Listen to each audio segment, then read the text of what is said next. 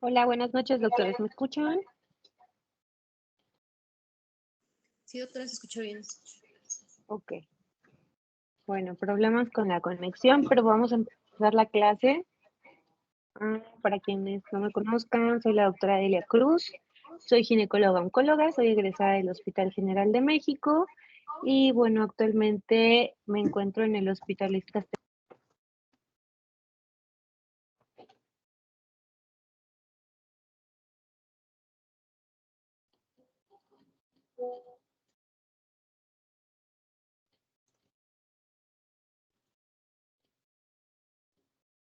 Ya no se escucha nada.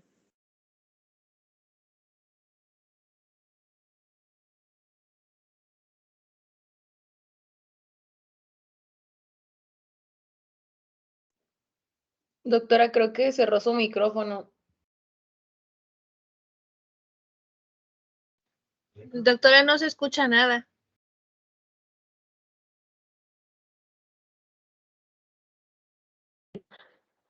¿Ahí ya me escuchan?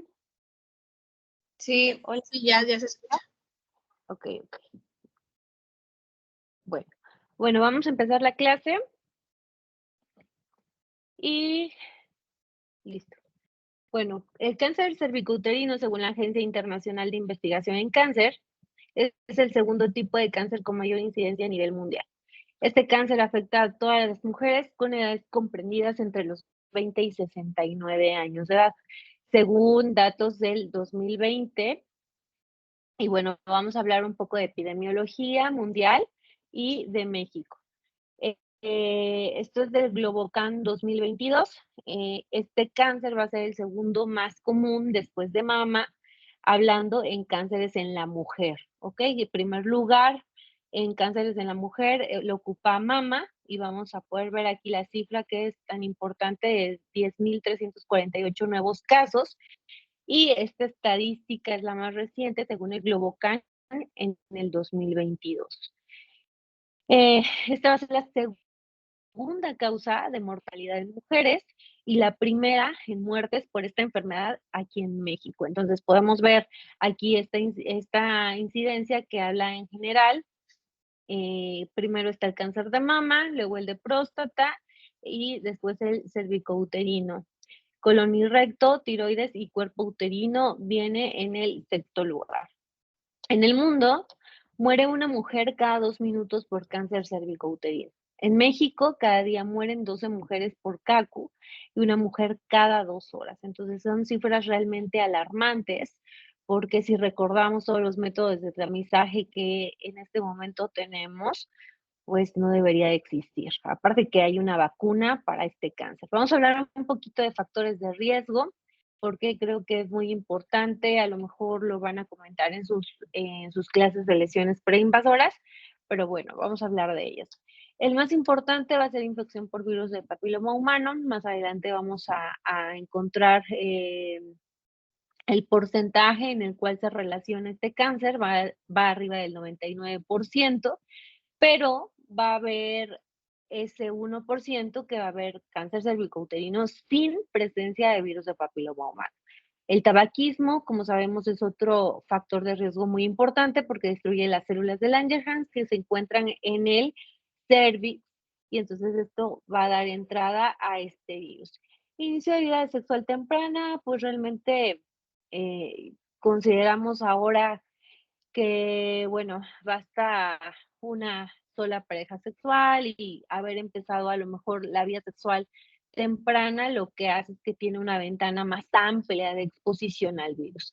Multiparidad y embarazo, pues la multiparidad por el traumatismo que sufre el cervix y en el embarazo, pues la inmunosupresión que puede haber. Inmunosupresión como tal, pacientes con VIH, pacientes portadoras con algún tipo de inmunosupresión. Estado nutricio, pues lo podemos encontrar en pacientes de nivel socioeconómico bajo, tal vez que no estén bien o más bien con un estado nutricio completo. Pero bueno, el cáncer no discrimina y lo podemos encontrar en cualquier estatus, ¿no? múltiples parejas sexuales, pero como yo les decía hace un momento, basta con una sola pareja para que este virus pueda estar presente. Anticonceptivos orales, pues se han visto o varias, em, ay, se me fue el nombre. Bueno, puede haber mutaciones a nivel genético, varias teorías, perdón, que era lo que quería decir, varias teorías por los anticonceptivos orales, en donde algunos genes pueden estar mutados secundario a los anticonceptivos orales. Este es un estudio que se hizo en el Hospital General de México y bueno, podemos ver los factores de riesgo y nos dan un riesgo relativo. Entonces, infección por virus de papiloma humano, alrededor del 11 en un riesgo relativo. Siempre que haya virus de papiloma humano, yo lo que les sugiero es realizar pruebas de enfermedades de transmisión sexual, porque seguramente si hay virus de papiloma humano, puede haber alguna enfermedad de transmisión sexual y estos dos factores aumentan el riesgo en tener o en poder contraer el cáncer cervicouterino, con un riesgo relativo arriba de 7. Número de parejas sexuales, más de 3, y en pacientes menores de 20 años, 7 también. Multigesta, 6, inicio de vida sexual activa temprana, menos de los 18, que esto fue el punto de corte que ellos consideraron. Un riesgo relativo de 5, primer parto antes de los 18, 4.4, y vean el tabaquismo va a depender del número de tabaco por día. Y bueno, como les decía, uso de anticonceptivos orales siempre va más allá del uso mayor a 5 años. Si la pareja tiene alguna lesión o presencia de condiloma también. Y bueno, también lo que aquí estudiaron ellos fue el tiempo del consumo del tabaco. Entonces, más allá de o casi 20 años, 1.7. Entonces, nuestro principal agente infeccioso, pues va a ser el virus del papiloma humano y vean, está presente hasta el 99.7% del cáncer cervicouterino. Este virus es descrito desde los años de 1930, pertenece a la familia Papillomaviridae, tiene un diámetro de 52 a 55 nanómetros, tiene una estructura icosaédrica, 72 capsómeros, 60 hexámeros, 12 pentámeros, y va a tener 3 regiones. Y estas son muy importantes porque es aquí donde se va a llevar toda la regulación, transcripción y la replicación de estos virus.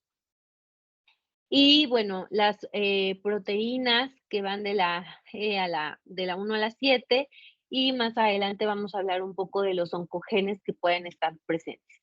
Como generalidades, pues van a tener un comportamiento de latencia, persistencia, que va a ser lo más importante, y pueden tener recurrencia. Existen alrededor de 243 genotipos en epitelios mucocutáneos. Van a existir de 16 tipos de la A a la P. Lo podemos encontrar en tracto gastrointestinal, orofaringe, pulmonar, piel y mucosas. 34 son anogenitales, son no cultivables, son in vitro y el tratamiento es sumamente complejo. Este es un árbol filogenético de 243 serotipos aislados. Todo lo que está en rojo van a ser virus de alto riesgo, los que están en azul son especies gamma. Y bueno, esto es un estudio de rendimiento analítico de ensayo genotipado de esta tecnología que ellos utilizan como amplificación de círculo rodante.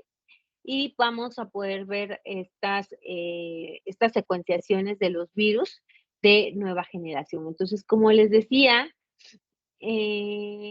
van a existir algunos oncogenes que van a tener aquí una disrupción en todo el ciclo celular, y estos genes que son muy importantes, que es el P53 y el retinoblastoma, en donde van a tener van a jugar un papel muy importante sobre la replicación del ADN viral, el ensamblaje, el transporte y la regulación de la expresión de los genes virales con replicación.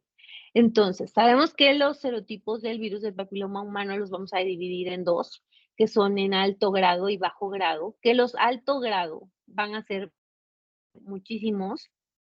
Los más importantes son 16 y 18, que se van a relacionar hasta un 70% de los cánceres cervicouterinos, y que estos otros los vamos a relacionar también con un porcentaje menor. Los de alto grado van a dar cáncer cervicouterino como tal y lesiones de alto grado. Los de bajo grado, los más importantes son 6 y 11 y son los que van a dar verrugas, condilomas y lesiones de bajo grado. Los subtipos se consideran distintos cuando la secuencia de nucleótidos de su genoma es diferente en mayor al 10% y las variantes genéticas de los virus del papiloma humano difieren entre sí hasta en un 2% de su genoma. Entonces, ¿qué es lo que tenemos muy importante como prevención? Pues está la vacunación. Más adelantito vamos a hablar un poco de la vacunación, que siempre me gusta recalcarles, ustedes que son ginecólogos, que tienen acceso a todo esto y que seguramente siempre van a llegar sus pacientes por toma de citología cervical. Entonces, vean el virus del papiloma humano, ¿cuántos tipos de cánceres dan? Cáncer cervical, anal, vaginal, vulvar, de pene y orofaringe. Y el porcentaje en que está relacionado, vean, en cervix les había dicho 99.7%, en ano del 88 de un 64-91, vulvar del 40 al 50, pene 40-50 y orofaringe de 35-70. Orofaringe ahorita está subiendo muchísimo. Antes se consideraba que el principal factor de riesgo era el tabaco, ahora es el virus de papiloma humano. Entonces, vean esta tablita, esta tabla está padre porque nos habla de la regresión, persistencia y progresión del virus, aunque esta nomenclatura es viejísima porque ya no le llamamos neoplasia intraepitelial cervical, ahora solamente son lesiones de bajo y alto grado y sabemos que NIC1 y NIC2 van a ser, NIC1 es bajo grado, NIC2 y NIC3 van a ser alto grado. Entonces, vean la progresión o la relación que tiene a un cáncer. Entonces, un NIC1 solamente va a tener una progresión de 1%, NIC2 de 1.5%, pero vean las NIC3 hasta en un 12%. Entonces, esto es muy importante. Todas las NIC1, los que son bajo grado, se considera que pueden tener una regresión arriba del 50%. Por eso es que la mayoría de las lesiones o la conducta actual de las lesiones de bajo grado es simplemente vigilancia, que se tienen que valorar algunas características de las pacientes para que podamos considerar esta vigilancia.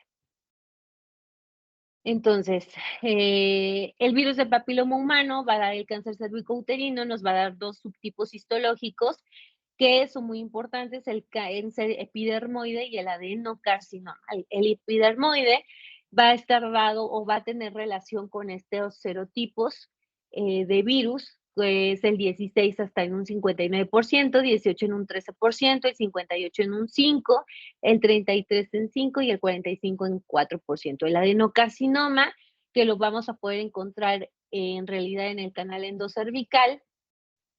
Vean, aquí cambian los serotipos, el 18 va en un 37%, el 16 en un 36%, 45,5%, el 31,2% y el 33,2%. Este es un estudio que también se hizo en el Hospital General de México y solamente quería mostrárselos porque se parece mucho a la estadística internacional. Entonces, el cáncer epidermoide, que va a ser el más frecuente, se relaciona hasta en un 80%, y eso la literatura internacional tampoco la cambia. El adenocarcinoma va en relación hasta en un 20% y lo del neuroendocrino en menos del 1%. Entonces, ¿cómo vamos a hacer el diagnóstico? Pues bien sabemos historia clínica de la paciente, conocer sus antecedentes, todos los factores de riesgo que ya platicamos. La exploración física va a ser muy importante, la citología cervical, que es lo que tenemos todos a la mano, la detección del virus de papiloma humano por pruebas moleculares, que es lo que ahorita ya todos utilizamos actualmente. Desde el 2014 están aprobadas todas estas pruebas moleculares. La colposcopía, que nos va a ampliar más conocimiento sobre la enfermedad, sobre la patología, sobre lo que vayan a estudiarle a cada una de las pacientes. No solamente nos abre un panorama para el cáncer cervicouterino, sino muchísimas cosas. Ahorita que están ustedes en su curso van a poder aprender a revisar vulva, vagina y muchas otras cosas que a lo mejor en la consulta pues no estaban acostumbrados a revisar. Y por supuesto, nuestra prueba de oro o nuestro estándar de oro sigue siendo la biopsia para confirmatorio del diagnóstico. ¿Cuáles son los métodos óptimos para la detección según la OMS? Pues bueno, casi todos los cánceres cervicouterinos se pueden prevenir, más bien es el único cáncer que tiene vacuna hasta este momento. Y bueno, hay que considerar estas cuatro evaluaciones. En mujeres, ellos dicen entre edades comprendidas de 25 a 74 años. Nuestras guías dicen a partir de los 25 hasta los 65. Y bueno, el número 1 sigue siendo la citología cervical, las pruebas moleculares con R primaria, el co-testing, o sea, quiere decir que la citología más la prueba molecular y los métodos de inspección visual como la colposcopía. Entonces, si nosotros utilizamos estos tres, vamos a aumentar la detección arriba del 90%. Este es el plan de la OMS y se llama Plan 90-70-90, que es una estrategia global para la eliminación del cáncer cervical y lo tienen planeado para el 2030. Entonces, la verdad es que yo lo veo sumamente difícil que lo podamos lograr. Desde que quitamos la vacuna gratuita, ahorita ya la volvieron a poner, pero la quitaron en varios años, entonces está muy difícil. Y ellos dicen 90% de los niños y niñas tienen que estar vacunadas contra el virus del papiloma humano en todos los menores de 15 años. Hasta el 70% de todas estas mujeres tienen que recibir un tamizaje con pruebas de alta precisión a partir de los 35 y 45 años. En realidad están indicadas a partir de los 30 años o muchas guías también dicen que a partir de los 30 años. Y que el 90% de estas mujeres tienen que tener un diagnóstico y un tratamiento. Y mujeres identificadas con enfermedad cervical reciban tratamiento óptimo o cuidados paliativos dependiendo la etapa clínica en la que se encuentren. Bien, pues vamos a hablar de cada una de ellas. Y vean, la citología cervical sigue siendo el principal método de tamizaje. Va a tener una sensibilidad del 30 al 87%, una especificidad del 86 al 92%, pero vean esto es muy importante porque aquí se nos puede ir el diagnóstico. Entonces puede haber un falso negativo hasta del 25 al 50%, y eso es muy importante. Quiere decir que podemos tener un Papa Nicolau que nos lo reporten normal y en realidad pueda llevar un cáncer. La citología en base líquida, sin diferencias estadísticas, sensibilidad y especificidad para la lesión. Sin embargo, si aumenta la detección, yo les sugiero siempre hacer la citología en base líquida. Hay muchos artículos que la apoyan.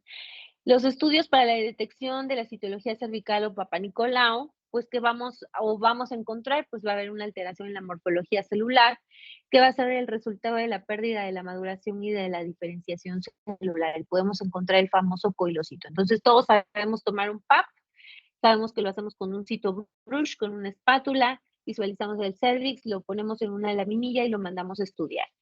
Esto sí quiero que lo conozcan, son estudios de detección, son biomarcadores que predicen lesiones de alto grado, que nos pueden ayudar a apoyar o a descartar algunos diagnósticos, como son el P16 y el Ki67. Entonces, cuando hay una discordancia, podemos pedir estos biomarcadores para apoyar este diagnóstico.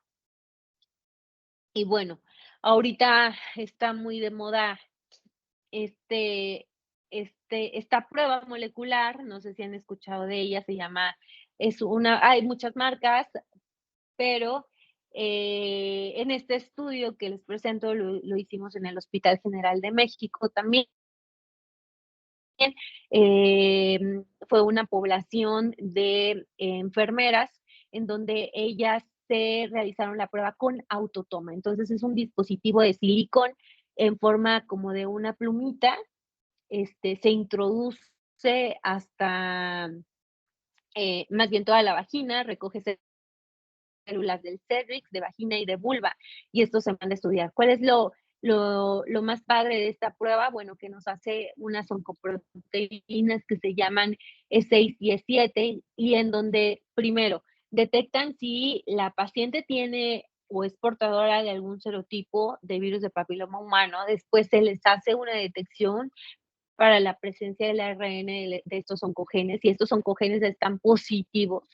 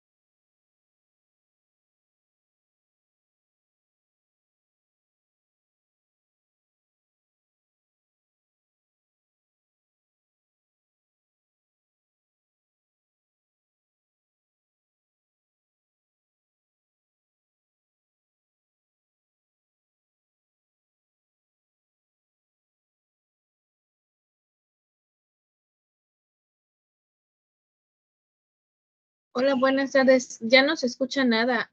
Se congeló la pantalla de la doctora. Permítanos un segundo, estamos teniendo un poco de problemas de conexión, pero ahorita en un momento se conecta la doctora, por favor. Ok.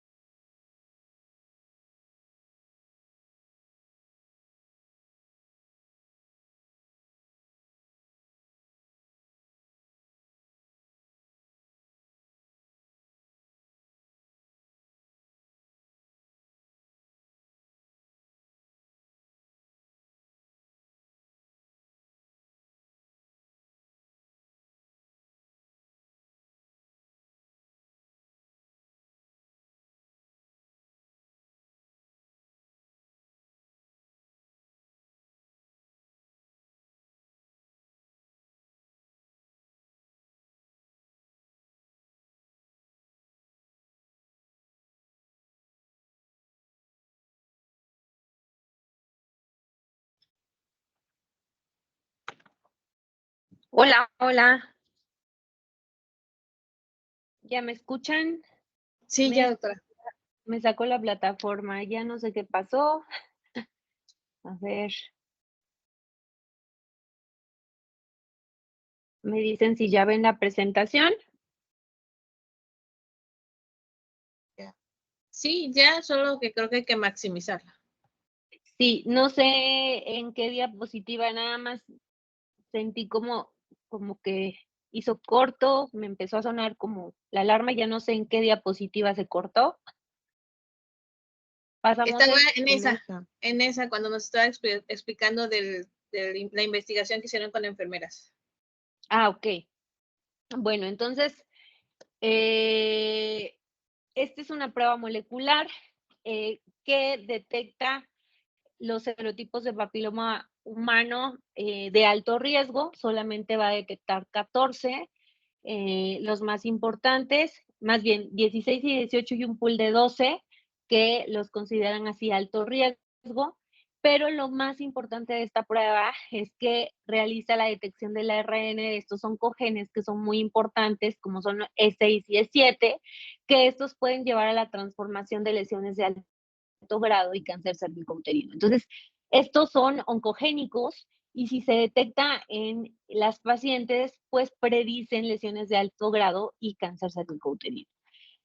Y aparte de que la prueba está muy padre porque es una autotoma. Entonces, la misma paciente lo puede realizar y lo puede mandar a estudio. Entonces, va a aportar mayor información sobre la actividad viral, va a tener mayor relevancia clínica, va a correlacionar mejor la gravedad de la lesión y es un marcador potencial para la identificación de mujeres en riesgo de desarrollar cáncer cervicouterino. Y en lo siguiente, pues es la colposcopía. La colposcopía, pues sigue siendo un estudio operador dependiente, va a requerir adecuada visualización directa del epitelio escamocolumnar. Se dice que tienes que hacer 500 colposcopías anuales para decir que tienes un buen manejo de colposcopía. Sensibilidad de un 87 al 99% y una especificidad del 23 al 87%. ¿Qué podemos ver?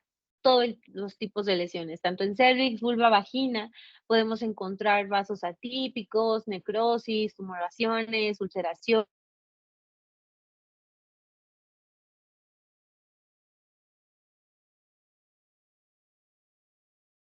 Otra vez pasó lo mismo o no sé si sea mi internet.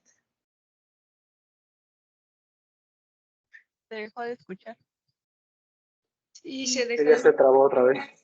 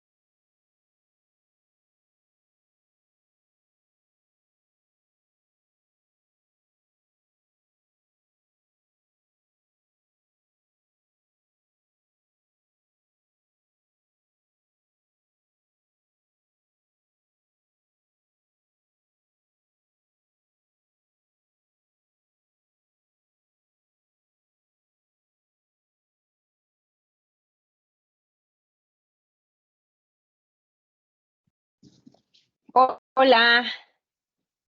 Hola, hola, hola. ¿Me escuchan? Sí, ya se escucha de nuevo. Hola.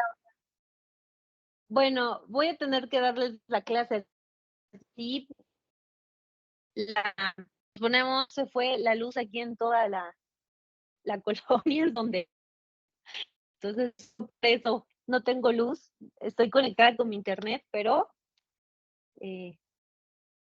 a ver, no sé, no sé qué hagamos, no sé a qué hora llegue.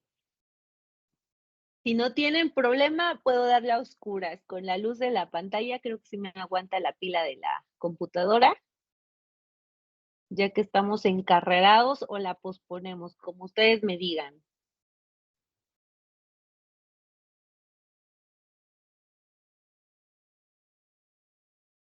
Pues no sé si vaya a aguantar la pila de la computadora. Yo creo que se aguanta mi pila. El problema va a ser que no. Bueno, no importa que no me vean. Entonces, a ver, voy a darle. Espero que no me vuelva a sacar nada más porque ahí está. Ya llegó la luz otra vez. No sé, está viendo cortos cada 10 minutos. No sé qué pasó. A ver.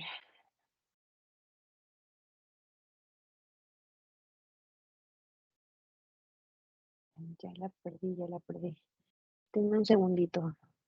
Porque ahí no se ve, ¿verdad?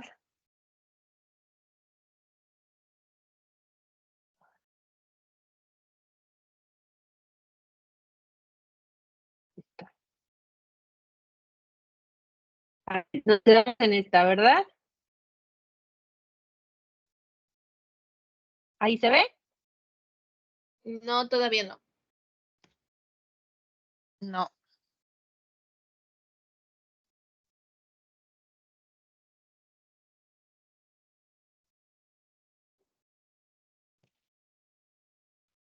Ya. ¿Ya? ¿Ya la ven? Sí. Ya se ve. Ya Sí. se ve. Sí, ya se ve. Ok. Bueno, entonces el diagnóstico colposcópico pues es muy importante. En esta diapositiva podemos ver una lesión de bajo grado. Ahorita su ojo pues no está tan entrenado, pero bueno, les voy a describir la lesión, más o menos una lesión en el radio de las 11, 12, tiene un margen bien marcado, no tiene una imagen elevada, la lesión acetoblanca es tenue, no observamos mosaico. Aquí podemos ver la zona de transformación en donde se puede dirigir el virus de papiloma humano, donde realiza su replicación. Y bueno, a diferencia de este cervix, este no, ya es una lesión ulcerosa, tiene algunos datos de lesión de alto grado, pero seguramente es un invasor. Puedo ver putilleos, vasos atípicos, una úlcera como tal o destrucción de todo el epitelio. Y pues bueno, entonces eso es lo que ustedes van a aprender a ver con la colposcopía. Vamos a entrar ya en el cáncer, vamos a hablar un poquito de la clasificación de la OMS. Si recuerdan, en las diapositivas pasadas les comenté que los subtipos histológicos más importantes eran precisamente los epidermoides, que van alrededor del 80 al 90%. Estos epidermoides tienen subtipos histológicos, que son estos. eh, solamente se los pongo y les pongo toda la clasificación para que vean que ustedes en algún momento puedan recibir una biopsia y que estos nombres se los va a llegar a dar el patólogo. Entonces pueden ser carcinomas epidermoides y se dividen en queratinizantes, no queratinizantes, basaloide, verrucoso, condilomatoso, papilar. Los más frecuentes son queratinizantes y no queratinizantes. De los adenocarcinomas, bueno, los podemos dividir en mucinoso, endometrioide, células claras, seroso, mesonéfrico, y otros, como son estos, como el carcinoma adenoescamoso, el adenoide quístico, los tumores mesenquimatosos y tumores similares, que son los sarcomas, los tumores mesenquimatosos y epiteliales y mixtos, los melanocíticos, que son los melanomas, los misceláneos, que son los tumores de células de tipo germinal, y los tumores hematopoyéticos o linfoides, como los linfomas. Entonces, esto nada más nos habla de la histopatología de estos tumores. Este es un cuadro que me pareció muy importante ponerles porque ¿cómo hacemos el diagnóstico diferencial entre un adenocarcinoma endometrio versus un adenocarcinoma de cervix? En algún momento, ustedes si toman no sé, un Papá Nicolau, les pueden poner así como tal, ¿no? Adenocarcinoma de endometrio. Y ustedes así como, pero ¿cómo si es cervix, ¿no? O yo tomé una biopsia de cervix. Entonces, para hacer la diferencia, nosotros podemos pedir estos marcadores o esta inmunohistoquímica. Y en el adenocarcinoma de cervix podemos encontrar esos marcadores positivos como son el P16, el BPH como tal y el antígeno carcinoembrionario. Van a estar positivos hasta en cervix, el P16 hasta en un 87%, el BPH en el 65% y el AC en un 37%. Y en el endometrio podemos encontrar bimentina positivo hasta en un 75% y los receptores hormonales o de estrógeno que podemos pedir hasta en un 64%, en un 80%. Entonces son marcadores que nosotros nos ayudan a diferenciar en algún momento entre un adenocarcinoma de cervix y un adeno de endometrio. Pues bien, el cuadro clínico del cáncer cervicouterino, los síntomas van a estar relacionados respecto a la etapa. Todas las lesiones preinvasoras no tienen síntomas. Ajá. Los síntomas van a estar relacionados a la extensión de la enfermedad. 100% de las lesiones precursoras, llamémosle lesión de bajo grado, lesión de alto grado, no van a tener síntomas. Los cánceres en etapas tempranas regularmente son asintomáticas. Y los tumores del canal endocervical también pueden ser asintomáticos, aún en etapas tardías. Entonces, vean, el cuadro clínico, pues, el cáncer cervicouterino inicialmente se origina en la zona de transformación. La lesión se puede manifestar como tal, como una úlcera superficial, como destrucción como tal del cervix, como un tumor exofítico en el exocervix o como infiltración en el exocervix. Entonces, aquí podemos ver ya una lesión que sí está muy marcada con el acético, tiene una importante elevación de todo el epitelio. Aquí ya podemos ver algunos vasos y de este lado ya se puede ver destrucción de ahí del epitelio. Entonces, vean, este es un cervix sano, este es un cervix con una lesión de bajo grado que tiene la lesión muy marcada, pero muy finita, sin bordes elevados. Esta es una lesión ya de alto grado, tiene mucha irregularidad en todos los márgenes. Aquí ya tiene una destrucción del epitelio superficial. A diferencia de este, vean cómo ya se ve como una úlcera, este también ya tiene destrucción y este indudablemente es un cáncer invasor, ¿no? Esto ustedes ya van a ir aprendiendo a diferenciar pues todas las imágenes que puedan ver a través del colposcopio. Esta es una etapa clínica avanzada, aquí podemos ver destrucción totalmente del cervix, ni siquiera tiene forma, lo único que vemos es necrosis, natas, así como tal, blancas. Entonces, lo más importante de esta imagen que quiero que se lleven en mente es cómo tomar la biopsia de cervix. Entonces, siempre hay que tomar la biopsia del tejido más sano posible, lo más rosita posible que ustedes vean, porque si ustedes toman la biopsia de esta nata, seguramente el patólogo les va a decir necrosis, o les va a decir muestra insuficiente, o les va a decir que no tiene nada la paciente, porque no están viendo células como tal, sino la destrucción de todo el epitelio, ¿no? Entonces, ojo cuando tomen este tipo de biopsia.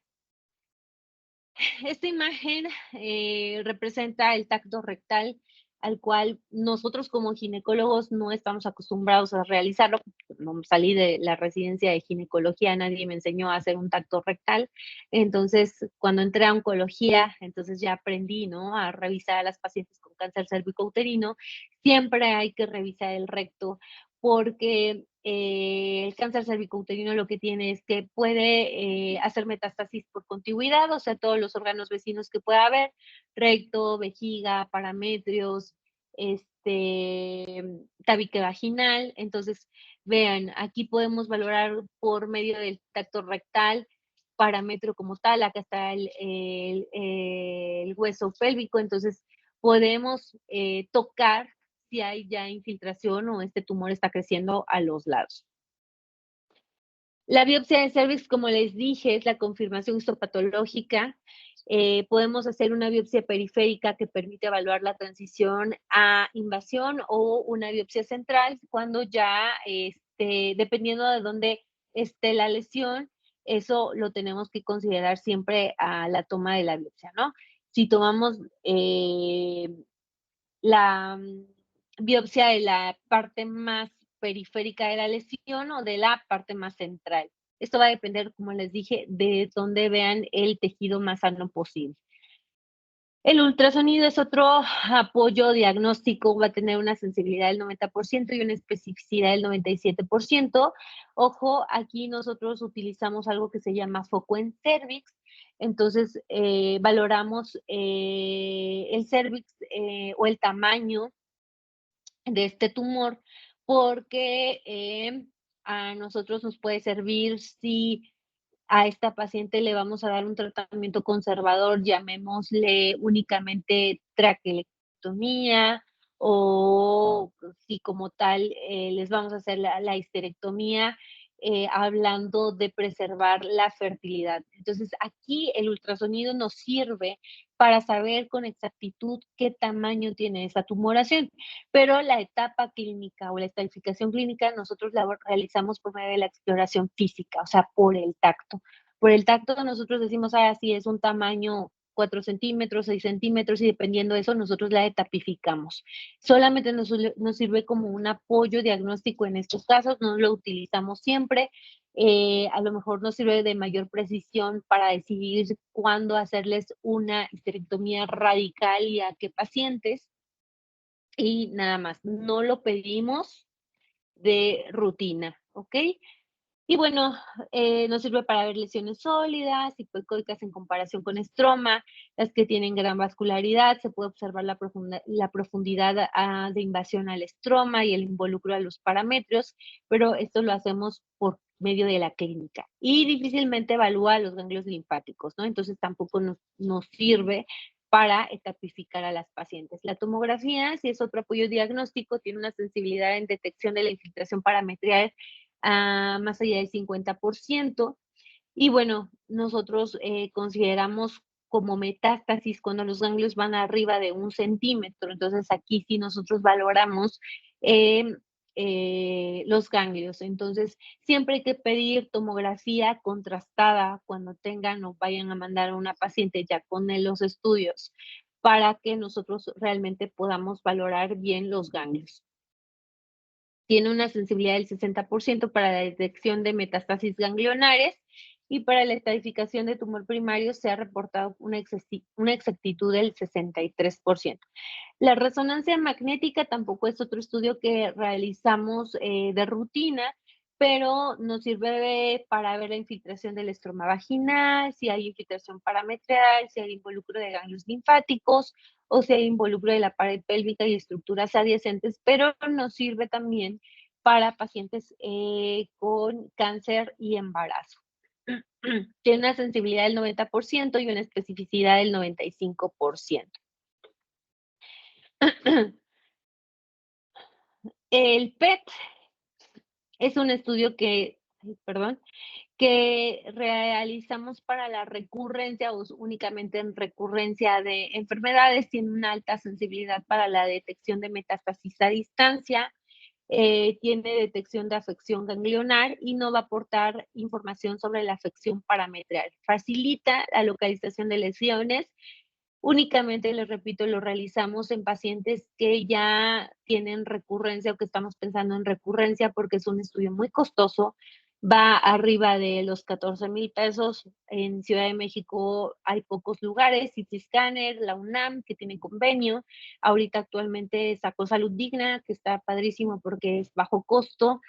Pero bueno, no en todos los estados existe y el costo es muy, muy alto. Entonces, pacientes seleccionadas y con recurrencia a este cáncer. Entonces, vean esta imagen. Aquí vemos qué estudios nos pueden servir. Siempre tomografía, la resonancia nada más para en los ciertos casos que les dije y el PET, bueno, en la recurrencia, ¿no? Ahora sí, vamos a hablar de la etapificación del cáncer cervicouterino. Este es según la FIGO 2018 y es la más reciente. Lo vamos a dividir en 4 etapas. Lo vamos a dividir en etapas tempranas, que van del estadio clínico 1 y las etapas localmente avanzadas. El estadio clínico 1 lo vamos a dividir en 1A, en 1B, y el 1A va a tener una subdivisión, y el 1B también, pero mejor creo que se los voy a explicar con dibujos porque es un poquito más fácil de comprender. Entonces, el 1A lo vamos a dividir en estadio clínico 1A1 y 1A2. Grábenselo muy bien porque va a ser el único o la única etapa clínica y con algunas características muy, muy importantes que a lo mejor si ustedes no tienen acceso a un oncólogo puedan tratar como ginecólogos. Ajá. Entonces, el estadio clínico 1A1 es aquel tumor confinado al cérvix, pero con una invasión no mayor a 3 milímetros. Entonces, igual o menor a 3 milímetros en profundidad. El 1A2 es una invasión mayor a 3 milímetros, pero no mayor a 5 milímetros en profundidad y también únicamente confinado al cérvix. El 1B lo vamos a dividir en 1B1, 1B2 y 1B3. El 1B1 va a ser un tumor mayor de 5 milímetros, pero menor de 2 centímetros. El 1B2 mayor de 2 centímetros, pero menor de 4 centímetros. Y el 1B3 va a ser un tumor confinado al cervix también, pero mayor a 4 centímetros. El 2A, el 2 lo vamos a dividir en 2A1 y en 2A2. Y el 2A1 va a ser aquel que invada el tercio superior de la vagina. Y el 2A2, el tercio inferior, pero con un tumor mayor a 4 centímetros. El 2A1 todavía se considera una etapa temprana y una etapa quirúrgica. De estos que tenemos, hasta el 1B2 es quirúrgico, el 1B3, a partir del 1B3, estos tumores ya van a algo que se llama neoadyuvancia. Los tratamientos neoadyuvantes son aquellos que se dan antes de la cirugía, llamémosle quimio, llamémosle radioterapia, y que se dan en pacientes que no se pueden operar. El 2B es aquel tumor que ya va a tener afección a los parametrios, pero sin llegar a la pelvis. Ajá. Y el 3 lo vamos a dividir en 3A, en 3B y en 3C.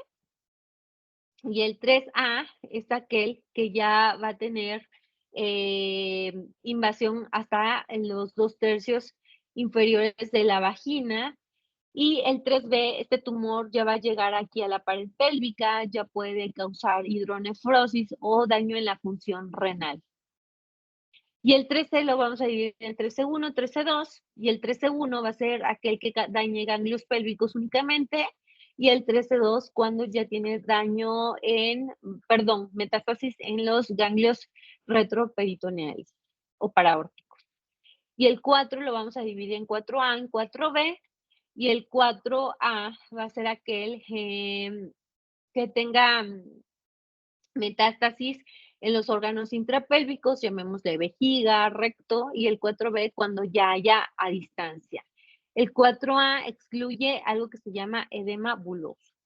Y bueno, ¿cuáles van a ser las vías de diseminación? Puede ser extensión directa en el estroma cervical, parametros, más allá, vagina, cuerpo del útero, vejiga y recto, ¿no? Todo por contigüidad.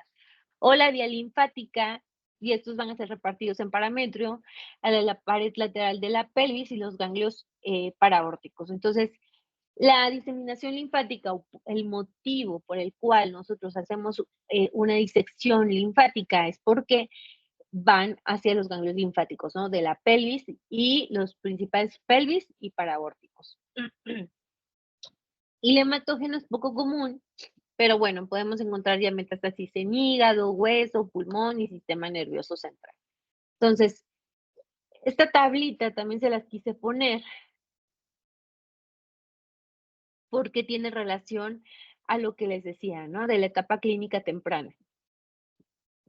Entonces, el 1A1, que dijimos que es el tumor confinado al cervix, pero con una invasión menor a 3 milímetros, vean, tiene 0% de relación con los ganglios pélvicos, o sea, no da diseminación linfática aquí y no da ganglios paraórticos, pero esto, lo más importante es esta palabra, que no tiene que llevar invasión linfovascular. Cuando ya hay invasión linfovascular, que esto nada más se los va a decir el patólogo, entonces ya aumenta la probabilidad de que haya metástasis en los ganglios pélvicos y entonces si existe esta palabra ya no podemos hacer una esterectomía o ya no podemos evadir, no evaluar los ganglios.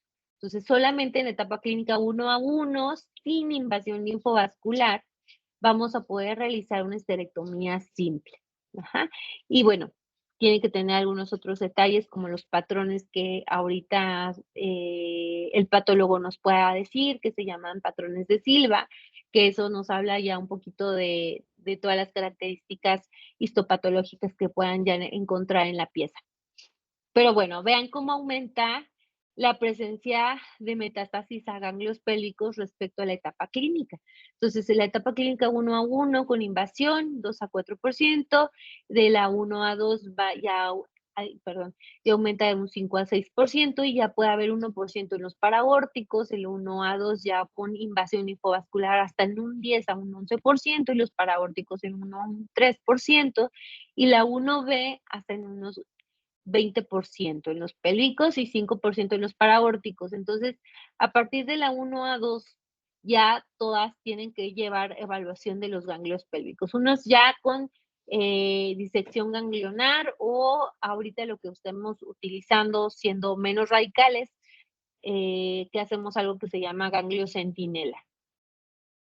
Esto no se lo tienen que aprender, pero bueno, son factores pronósticos que son evaluados en este cáncer, como es el estadio clínico, el tamaño, el volumen, la invasión estromal, el grado, que puede ser 1, 2 y 3, el tipo histológico, que no es lo mismo tratar un subtipo histológico como epidermoide, o uno como un neuroendocrino o gástrico, invasión linfovascular, si puede estar uno presente, que nos habla ya de la penetrancia de estas células o de las micrometástasis que puede haber, invasión parametrial, y por supuesto los márgenes, ¿no? Si hablamos quirúrgicamente, tenemos que llegar a los márgenes libres para decir, este es un tratamiento adecuado.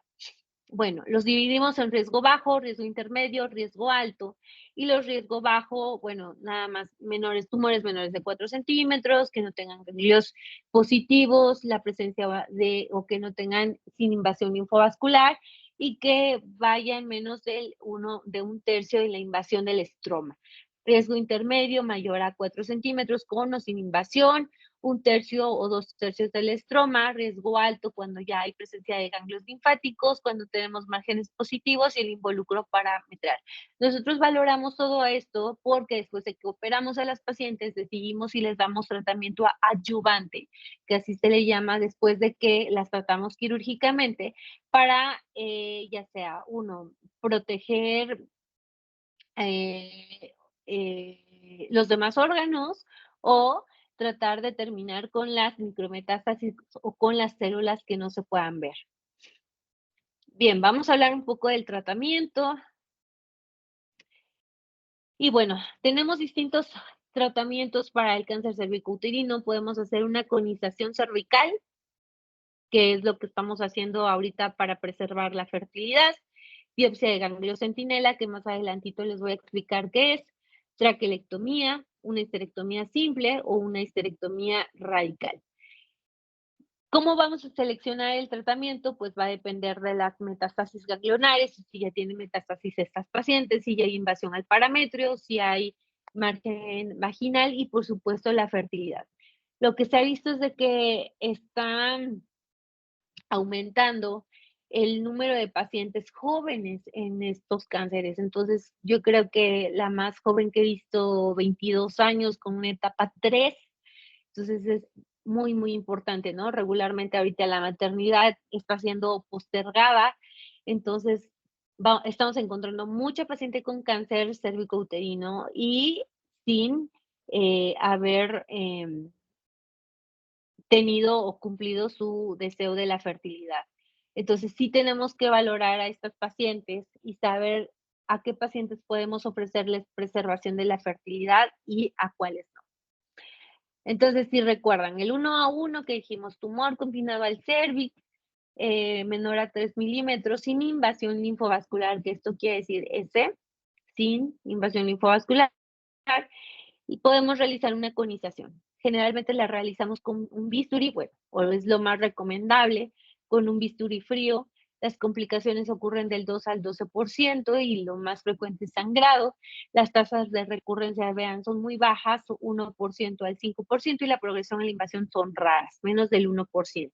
La tasa global de enfermedad residual en especímenes de histerectomía después de la conización con márgenes negativos es del 25%, y con márgenes positivos alrededor del 50%. Entonces, siempre que haya una paciente que les hagan un cono y les muestren un margen positivo, ¿qué hay que hacer? Reconizar hasta lograr un margen libre. El mapeo del ganglio centinela es un método que nosotros utilizamos, o una técnica utilizada en los estadios tempranos del cáncer. Ahorita lo estamos utilizando en vulva, en endometrio, en cervix, en mama, para mejorar, uno, la tasa de detección de los ganglios para ser menos radicales, o sea, decidimos a qué pacientes sí hacemos linfadenectomías o a cuáles no. Y el ganglio centinela es esto, se define como cualquier ganglio linfático que recibe el drenaje linfático directamente del tumor primario. Entonces, a nivel de cervix, lo que hacemos es inyectar un colorante en los radios de lo podemos hacer radio de las 3, 9, 6 y 12. Este, eh, este colorante viaja a través de los ganglios linfáticos. Nosotros sacamos por medio de la laparoscopía estos ganglios pélvicos, los mandamos a estudio transoperatorio a la mitad de la cirugía. El patólogo nos dice si está positivo, no está positivo, y nosotros decidimos en ese momento qué hacer. Ajá. La combinación de colorante y un radioactivo trazador tiene tasas más altas de detección, que van hasta un 87.3 a un 100%. La verdad es que esto a nivel institucional está sumamente difícil. Yo que estoy en un tercer nivel, ni siquiera a veces tenemos colorante azul para realizarlo, y una ámpula cuesta alrededor de 1,500 pesos, que muchas veces los pacientes no tienen para poder comprar. Que realmente es un método a lo mejor que tiene mucho beneficio, pero bueno, valoramos lo socioeconómico. Pero bueno, eso no quiere decir que no sepamos hacerlo, y es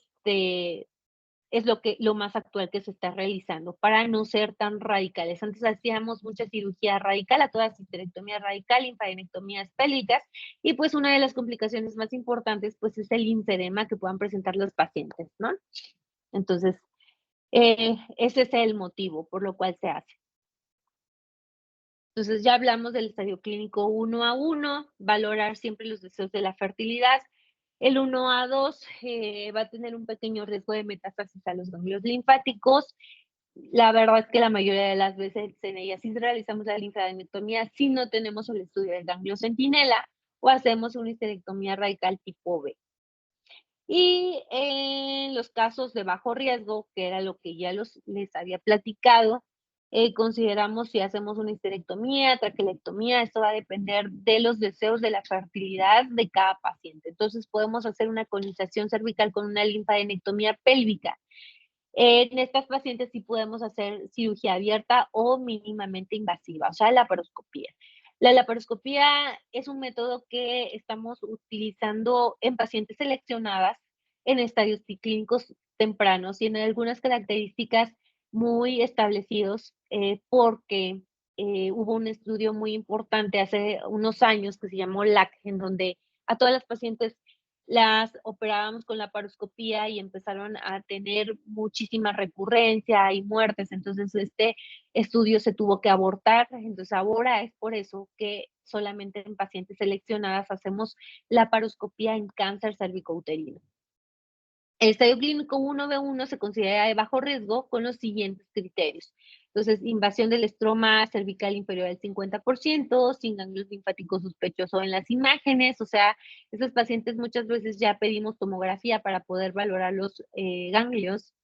El manejo estándar es una histerectomía radical tipo C, que esto nos habla de qué tan radical podemos ser y hasta dónde vamos a llegar en nuestros límites quirúrgicos. Y bueno, esto ya es hablando como de todo el tratamiento oncológico, la parametrectomía, la preservación de los nervios que se realizan en este tipo de cirugía. Y bueno, aquí sí podemos considerar una histerectomía radical modificada. La linfadenectomía pélvica siempre debe incluirse en este estadio clínico, y aquí regularmente hacemos pélvica y paraórtica. Y bien, la traquelectomía radical es otra técnica que utilizamos. Consiste en la extirpación del cuello uterino con o sin conservación de la arteria uterina, con extirpación de los parametrios, que esa es la diferencia entre una simple y la linfadenectomía pélvica bilateral, ya sea con laparoscópica, que es lo que se realiza, se quita el cuello, después se hace la linfa por laparoscopía. En el caso de la traquelectomía por vía vaginal o abdominal, si se eligiera la vía abdominal. La verdad es que la abdominal yo no he tenido experiencia con ella, pero bueno, la vaginal sí. En mujeres jóvenes que deseen conservar la fertilidad, realizar traquelectomía radical indicada para tumores en estadios clínicos 1 a 2. O sea, podemos realizarlo también, traquelectomía o 1B1, y esto va a depender mucho del tamaño tumoral o de las características de la paciente, ¿no? El 1B2 y el 2A1 se puede elegir la cirugía o la radioterapia como tratamiento primario. Las ventajas del tratamiento quirúrgico son determinar la etapa posoperatoria con precisión sobre la base de los hallazgos histopatológicos, tratar cánceres que probablemente sean resistentes a la radioterapia, conservar la función ovárica. Esto es algo muy, muy importante en las pacientes que van a ser sometidas a radiación y en mujeres jóvenes, porque simplemente 5 Grays pueden generar destrucción o pueden tener una falla ovárica y entonces llevar a estas pacientes a una menopausia muy temprana, y todo esto lo que lleva a una menopausia temprana, ¿no? Una menopausia precoz. La histerectomía radical tipo C es el procedimiento estándar en estas pacientes y bueno, esta es una tabla que tiene el resumen de todo lo que hemos estado platicando. Pero bueno, vamos a explicarlo otra vez para que quede un poquito más claro. Entonces, siempre las pacientes en etapas tempranas con deseos de la fertilidad, que antes de irme a esta tabla, quiero mostrarles esto. Estas son las guías que nosotros utilizamos, que son las guías NSCN, versión 2024. Y bueno, indicaciones para cirugía preservadora de la fertilidad, pacientes que realmente deseen conservar útero y que en algún momento a lo mejor puedan tener un embarazo, tenemos que valorar todo eso. Primero, que sea una confirmación de un CACU, ya sea una epidermoide, una adenocarcinoma, una adenoscamoso, o sea, estirpes histológicas que realmente podamos preservar la fertilidad. Estadios clínicos tempranos, 1 a 1, con invasión linfovascular, 1 a 2, recuerdan, 3 milímetros, 5 milímetros, 2 centímetros, deseos de preservar la fertilidad, o sea, que la paciente si quiera, tumores menores a 2 centímetros, no historia de infertilidad. Esto es sumamente importante porque muchas veces muchas pacientes llegan y dicen, yo sí tengo cáncer, pero quiero tener un hijo, estoy muy joven.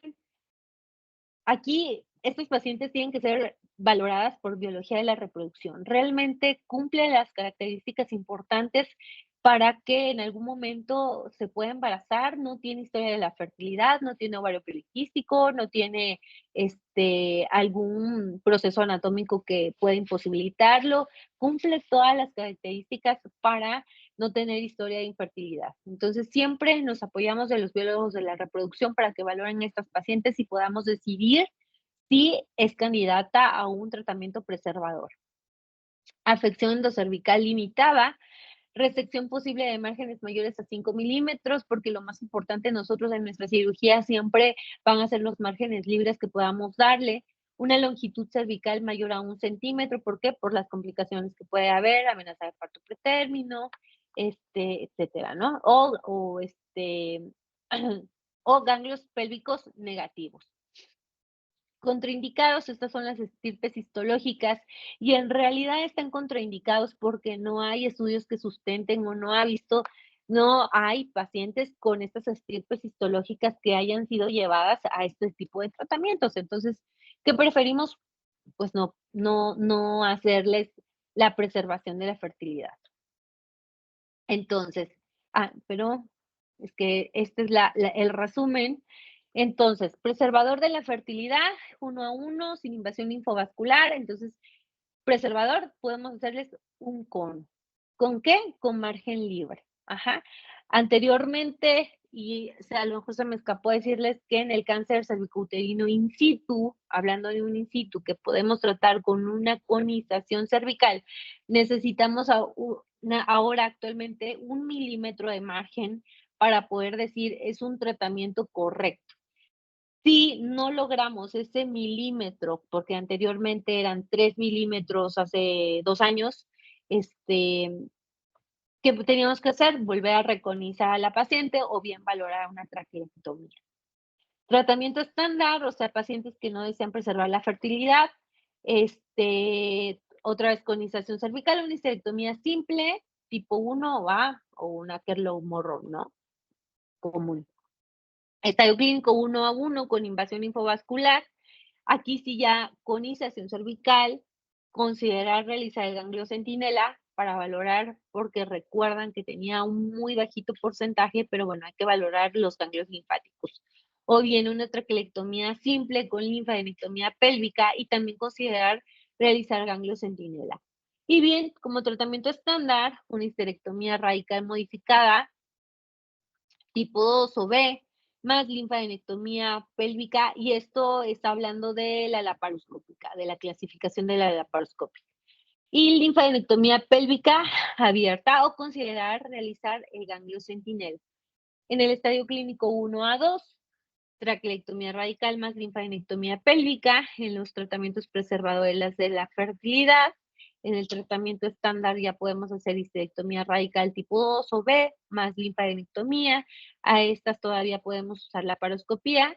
Y en el 1B1, traquelectomía radical, más linfa para evaluar disección, más linfa pélvica, pero también evaluar los ganglios paraórticos. Ajá. Entonces ahí también se pueden valorar, pero la verdad es que ellas ya van con disección paraórtica.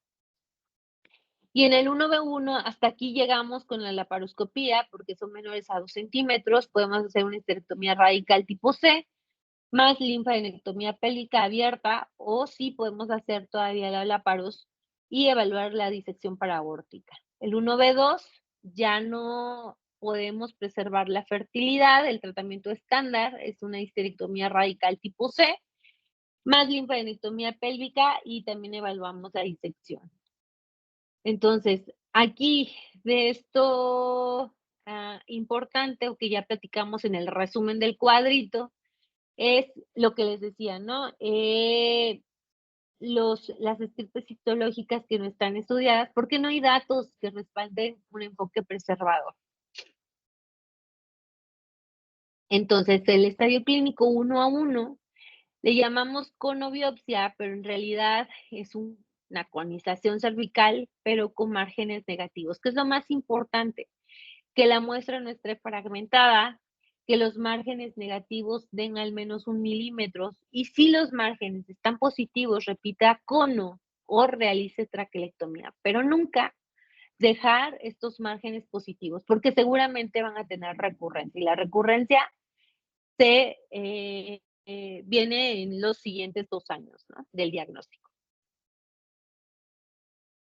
Y en estos pacientes, que era lo que ya habíamos hablado en el resumen del cuadrito, la traquelectomía radical más la linfadenectomía pélvica considera el mapeo de ganglio linfático centinela, que es lo que estamos utilizando para no ser tan radicales, o conobiopsia con márgenes negativos más la linfa. No preservadores, todas estas diapositivas son el resumen del cuadrito, que me parece un poquito mejor explicárselo siempre por él, ¿no? Y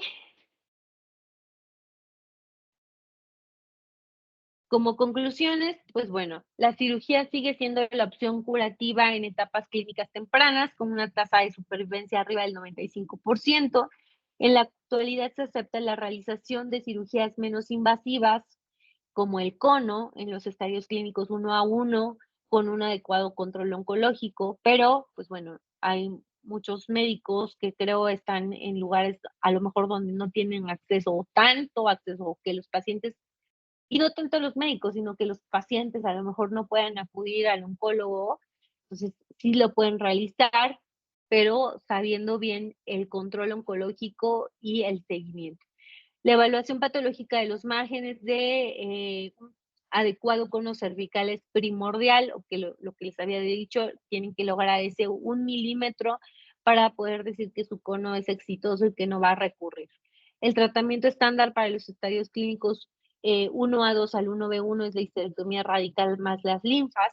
Las alternativas quirúrgicas conservadoras tienen efectividad en el control local de la supervivencia global y la calidad de vida. El cono parece resultar o tener mejores resultados de embarazo que la radioterapia, por supuesto, con tasas similares de recurrencia y mortalidad. Y cuando varias opciones parecen ofrecer los mismos resultados oncológicos, por ejemplo, enfermedad en estadio clínico 1B1, que habíamos dicho que es un tumor mayor a 2 centímetros, se deben tener en cuenta los resultados de fertilidad para seleccionar la mejor opción aceptable para la paciente y pareja. Lo que les había dicho, ¿no? Estos tratamientos preservadores de la fertilidad, realmente tenemos que estudiar muy bien a la paciente para que podamos seleccionarla y realmente en algún momento se puedan embarazar. Los riesgos quirúrgicos de un abordaje abierto versus la mínima invasión deben considerarse por paciente y deben ser parte del proceso de toma de decisiones compartido, que era lo que les comenté. Se empezó a dejar la laparoscopía precisamente por todas las complicaciones que estuvieron en este estudio que hubo algunos años. Entonces, ahora seleccionamos muy bien a qué pacientes sí se les debe hacer la laparoscopia en el cáncer cervicouterino. Y pues, bueno, hubo muchas interrupciones. Espero sus preguntas en estos momentos, dudas, aclaraciones. Voy a hablarles un poquito de vacunación porque creo que sí me parece muy importante.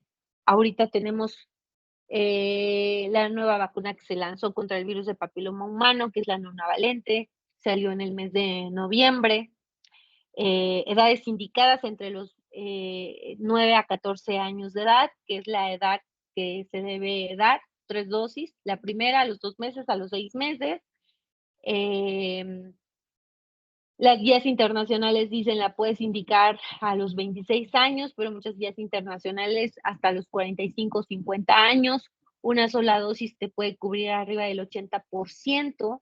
Entonces siempre es muy importante vacunar a todas nuestras pacientes porque el cáncer cervicouterino pues es el único cáncer que tiene cura, ¿no? Más bien que tiene vacuna, no cura, perdón.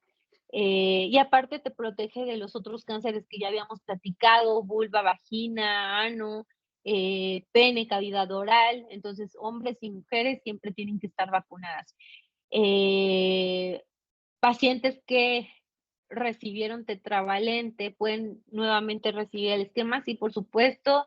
El laboratorio dice que hay que poner las 3 dosis, pero realmente los estudios dicen con una dosis de la nonavalente es más que suficiente. ¿Qué otra cosa? En embarazo no está indicada la vacuna del papiloma. En niños menores de 9 años tampoco hay estudios que lo sustenten. Sin embargo, niños que puedan estar en estado de inmunosupresión, sí las podemos aplicar o que puedan tener lesiones por papilomatosis por algún motivo. ¿Y qué otra cosa de las vacunas? Reacciones adversas, pues realmente no las hay. Lo que se han visto en los estudios únicamente dolor, fiebre, dolor local, enrojecimiento. Una que otra paciente pudo haber presentado mareo, desmayo, pero no más.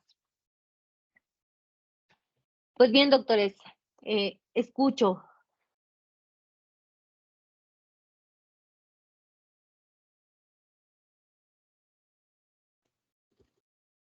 Estás muy bien, doctora. Excelente su presentación. Gracias. Gracias.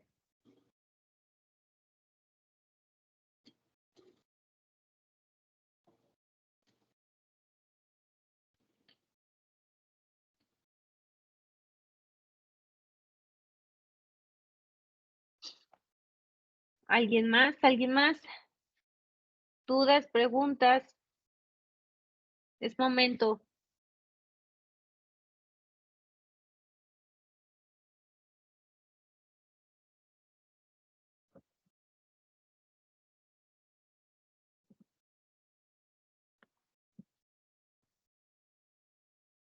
¿No? Ya están hechos con cáncer cervicouterino.